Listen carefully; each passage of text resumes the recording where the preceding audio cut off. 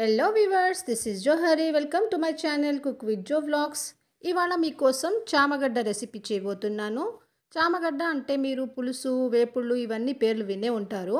But పులుసు అంటే అందరికీ సెట్ అవ్వదు. డైజెషన్ ప్రాబ్లమ్స్, ఇంకా గ్యాస్ ప్రాబ్లమ్స్ ఉండే వాళ్ళకి చాలా ఇబ్బంది పడతారు. అందుకే ఈరోజు వాళ్ళ కోసం స్పెషల్ కర్రీ, అది కూడా చాలా సింపుల్గా ప్రెషర్ కుక్కర్లో చేయబోతున్నాను. విత్ ఇన్ 10 మినిట్స్లో అంతా రెడీ అయిపోతుంది కర్రీ. Very easy recipe.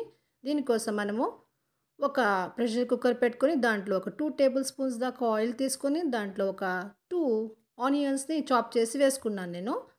ఈ ఆనియన్స్ క్వాంటిటీ మీరు మీకు కావాల్సిన కర్రీని బట్టి మీరు ఇంక్రీజ్ ఆర్ డిక్రీజ్ చేసుకోవచ్చు. ఇదైతే 2 to 3 మెంబర్స్కి అయితే సరిపోతుంది ఈ కర్రీ. దీంట్లోనే ఒక హాఫ్ స్పూన్ అల్లం వెల్లుల్లి పేస్ట్, జింజర్ గార్లిక్ పేస్ట్ వేసుకున్నా.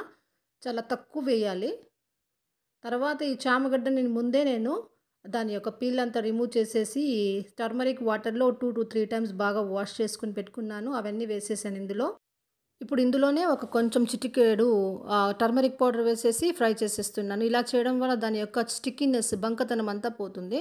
ఇప్పుడు కొంచెం ఎండు కొబ్బరి ముక్క, దాంట్లోనే ఇంకా ఒక 1 or 2 టొమాటోస్ని బాగా ఫైన్ పేస్ట్ లాగా చేసి వేసేయాలి. ఇది కూడా మనకు కావాల్సిన కర్రీని బట్టి దీని యొక్క పేస్ట్ యొక్క క్వాంటిటీ వేసుకోవాలి మనము.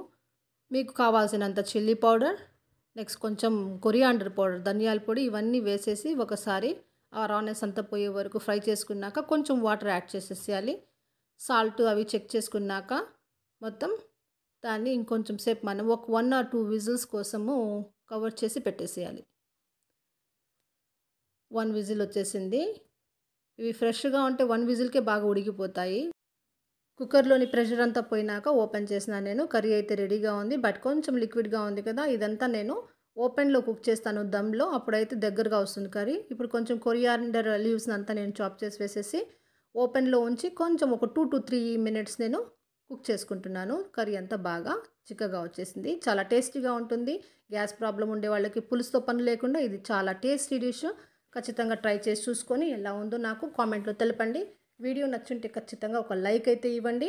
ఇంకా నా ఛానల్ని సబ్స్క్రైబ్ చేయని వాళ్ళు ఉంటే సబ్స్క్రైబ్ చేసుకోండి. మంచి మంచి వీడియోస్ ఉన్నాయి. Thanks for watching. Bye. Keep watching.